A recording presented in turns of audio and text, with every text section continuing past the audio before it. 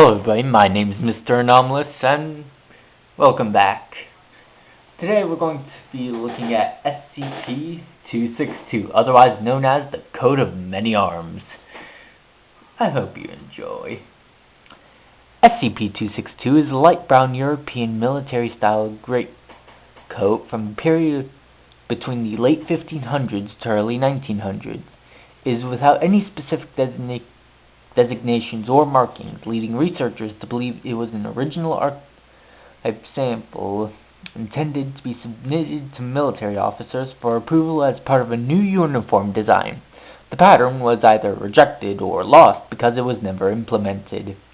It was made of wool and extends below the knee on most individuals. Carbon dating of the coat fibers had been inconclusive, placing the age of SCP-262 in the range of 6,200 to 6,400 years old.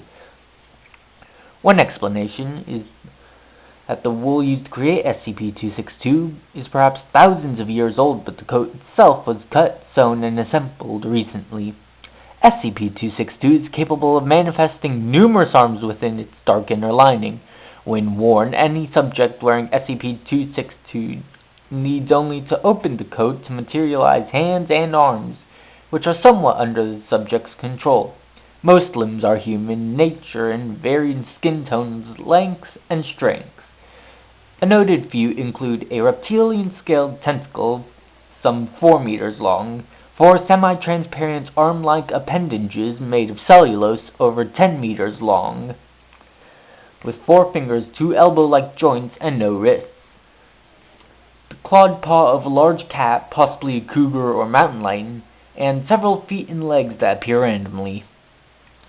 The space under SCP-262 is considered to be non-Euclidean in nature, and the coat itself divergent from normal dimensions.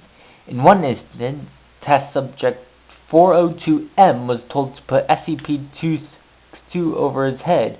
Upon doing so, SCP-262 fell to the ground as the Class D personnel disappeared under it. Sometime later, fingerprints of the object that have come into contact with the limbs of SCP-262 have identified one of the arms as that of Subject 402M. Subjects properly wearing SCP-262 are able to manipulate these arms with varying amounts of control. Test Subject 301F was able to perform multiple tasks at once, even while unaware and blindfolded, leading researchers to believe that SCP-262 has both perception and awareness of its surroundings, even when the subject does not. Some believe SCP-262 to be fully sentient, due to observing SCP-262 playing the piano with 2 or more hands, though test subjects has no formal training in music, defending itself/subject from multiple attackers, several limbs fighting one another or even going against the subject's will, and at times when the subject attempts to smoke, a particular limb will remove the cigarette from the subject's mouth and then throw it away. At other times, a different hand will place a cigarette into the subject's mouth and light it, though the subject dislikes smoking. Acquisition. SCP-262 came into the Foundation's care when the Administrator relinquished his ownership of the coat in the late 20th century.